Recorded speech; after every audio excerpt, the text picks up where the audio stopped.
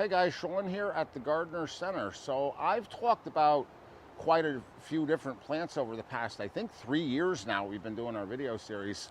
And I've talked about specific plants like peonies, and I've talked about broader groups of plants like roses. But I've never really specified and got down to business with a specific type of annual before, specific genus of annuals. And that's exactly what I'm going to do this time. Number one, because of all the annuals we sell here at the Gardener Center, they're my favorite. And number two, it doesn't hurt that I get to pick the video content for our video. So this week we're going to be talking about my favorite annual, begonias.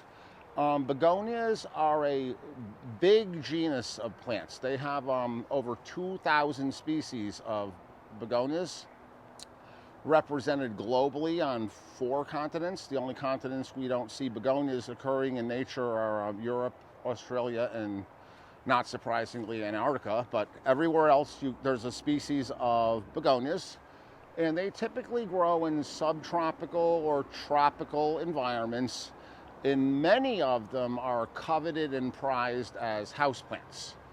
Those aren't the kind of begonias I'm talking about today.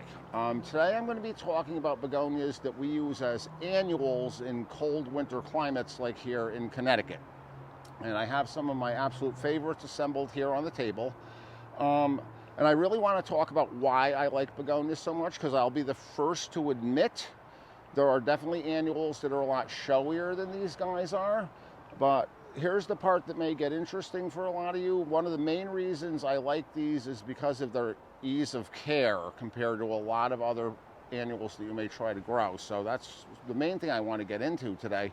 And I also want to let everybody know that these are not the begonias you would typically find 20 or 30 years ago. When I first got into this business and you went to a garden center or nursery and you wanted to buy begonias, they would bring you to the little 6-packs of wax leaf begonias that were usually sold with the impatiens as a bedding plant for a shady spot. And to be perfectly honest with you, they're kind of meh as a plant. If you have a choice between them and impatiens, why not go with impatiens? So these are not wax leaf begonias. These are other types of begonias, and I have a few different ones here that I'm going to talk about. But the 2 things that you really need to know about begonias, and I really have to kind of try to explain this here, is one of the things when people come in here looking to buy annuals, one of the very first questions we ask them is, what are your light conditions? Are you more sun than shade, or you're more shade than sun? It's very important because a lot of annuals want full sun, a lot of annuals want full shade. These guys are incredibly flexible with their light requirements. I'll tell you a little bit of a story of how I discovered that. I live in an old house. I have an old house with a wraparound porch, and I like to put a half a dozen big moss baskets on my porch every year. But the light conditions are different because I have the porch on 3 different sides. So I have a southern exposure, a western exposure, and a northern exposure on my house. And when you're trying to grow the same plant in 3 different light conditions, that could be a challenge. You're not going to pull it off with petunias, you're not going to pull it off with geraniums, and you're not even really going to pull it off with impatiens, because impatiens will often burn if they get too much sun. These guys, where we garden here in the north in Connecticut, are almost indifferent to light conditions, most of them. They will grow in the full sun, they will grow in the full shade, they will grow with peekaboo sun on and off all day, so they will do well if you don't know what your light conditions are. If you don't know what your light conditions are and you don't want to spend the time to watch your light conditions all day, you guys want to think about begonias. They are super simple to incorporate into a sunny or shady spot, most of them. And there's a couple exceptions which I'll talk about.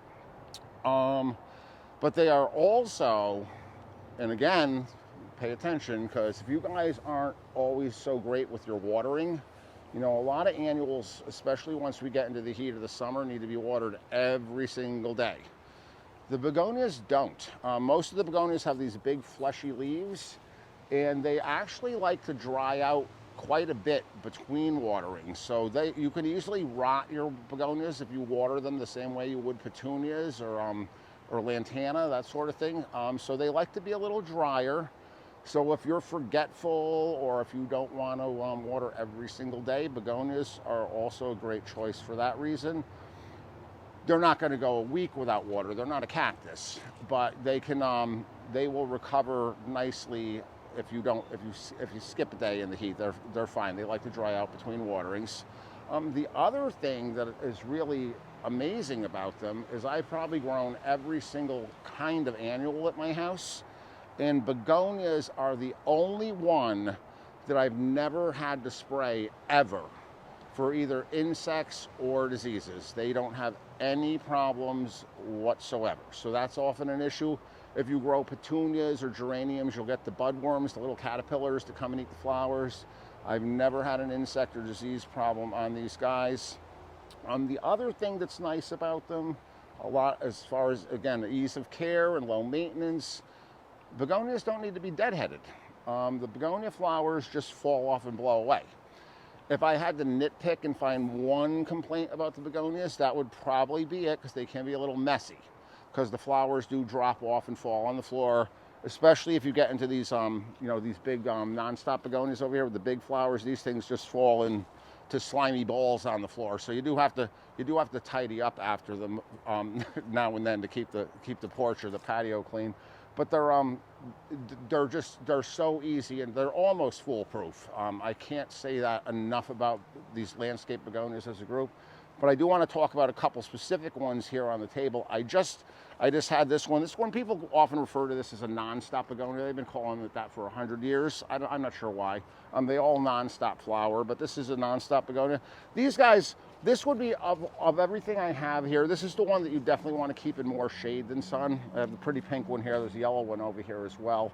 One of my favorites are the dragonwing begonias here. These dragonwing begonias will grow in full blazing sun here in Connecticut. They will also grow in deep shade here in Connecticut, and they're going to look gorgeous either way. And a little pro tip on the dragonwing begonias: find a big 10-inch hanging basket like this. Take it out of here, put it in a big 12, 14, 16-inch pot. Don't plant anything with it. Just put it in the pot all by itself. Let it be a standalone plant. If you water it well and fertilize it and treat it well, it's going to reward you with a really outstanding plant. Can't speak highly enough about the dragonwing begonias. You have all these other little ones. People generally call these angel wing begonias. It's an angel wing type, but these are landscape begonias. Got some pretty red ones here and some white ones. Same thing. I've grown all of these before. The 3 angel wing types here. Sun, shade, half and half. Don't care. Don't overwater them. They'll rot if you give them too much water. So let them dry.